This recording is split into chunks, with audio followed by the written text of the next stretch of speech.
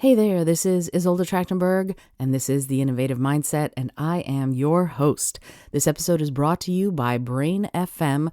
It is my favorite app right now. It's what I'm using to meditate and get deep work done and get into my creative flow. I love it, love it, love it. If you decide you're like, ooh, I want to try that because I want to be productive and be more creative and all of these other things, head over to brain.fm/innovative mindset and you will be able to get access to 20% off. If you want to decide to get the app, there's a great little bonus from me to you. And I am an affiliate link, so I always like to say, remember that I will get a little money if you decide to buy it through that link. You can find it on the episode show notes if you want the direct link there. So, having said all of that, I want to talk to you about compassion. Yes, compassion. So, it's hard to talk about compassion because compassion right now, today, it's not about compassion for others. We often have no problem being compassionate for those who are defenseless, like animals or children. We often have no problem showing compassion for someone on the street who needs help. You're probably hearing that airplane that's going over. They're very loud today. We often have no problem for showing compassion to anyone but ourselves. Yeah, that's the topic for today is what about compassion for yourself? And here's my way into this. Are you finding yourself really anxious about how much stuff you have to do? Are you finding the words, there's so much to do, going round and round your head like the little cartoon birds flying around your head? That's kind of where I am right now. I'm going to be very honest. I feel like it's never ending, right? There's so much. There's always more. I feel like I'm never going to catch up. Those are all words I say to myself.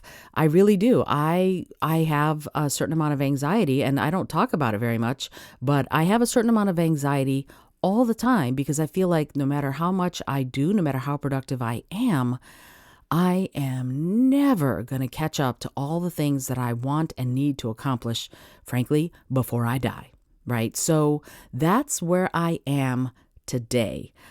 It's what I want to talk about. How do we find compassion for ourselves when we're feeling overworked and overrun and overdone, right? Like really, you stick a fork in me, I am done. That kind of feeling, I feel is pervasive. And what's really bad is that it taps us into imposter syndrome, and it taps us into the I am not doing enough, and I am not enough, and I am, all of those things, they sort of, one sits on the shoulders of the other, and they serve to just keep you sort of being pounded into the dirt, as they say. So that is something to think about. How do you do it? How do you show yourself compassion when you feel like you don't even have time to do that, right? Because there's so many things that are being required of you, so many to-do list items that are dancing in front of your eyes. It's tough. It's tough to get to that place where you're like, oh, crap, I'm never going to get it all done. And I think that notion is one of the first things that we have to do. If you're feeling like this, I want you to do this with me, right? If you're feeling like I'm never going to get it all done, just say that and accept. Yeah, no matter what happens, you're never going to get it all done, particularly if you're any kind of creative person. Creative people get ideas all the time, and you're not finished with the idea you just thought of when another 14 of them come sit on your shoulders and go, what about us? What about us? What about us?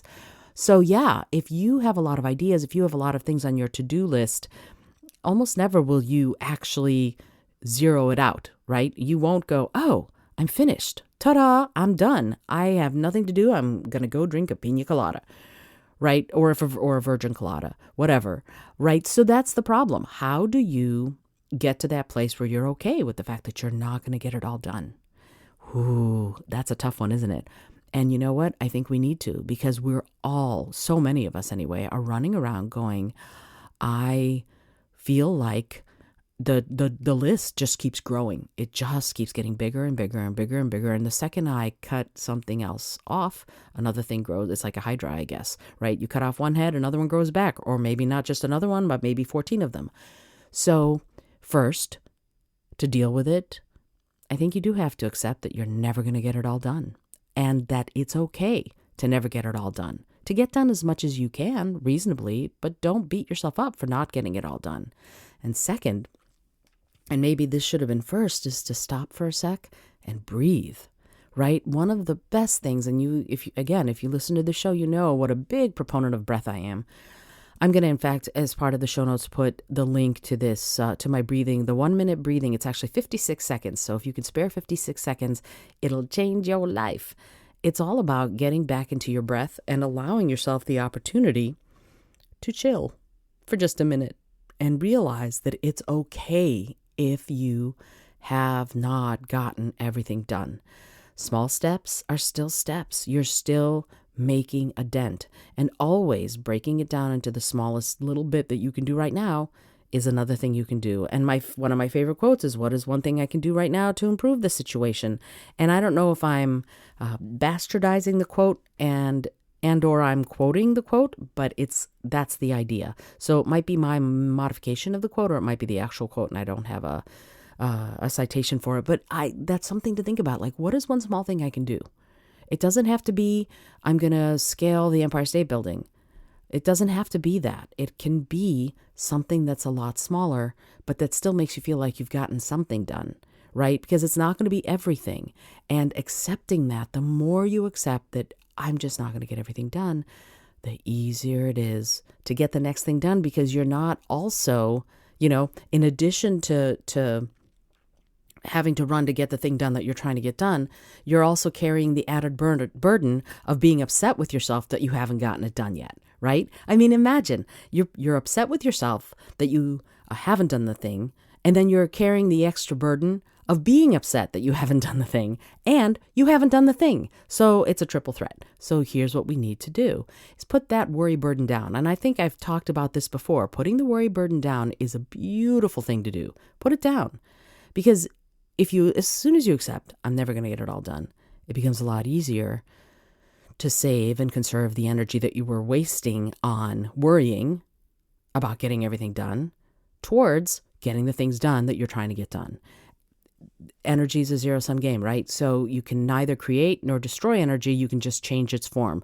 So if you're spending energy being bummed out that you are not getting everything done that you're trying to get done, have compassion for yourself and release that energy to free it up to doing the things that you want to get done. I know it sounds counterintuitive and bass-ackwards, but it's true.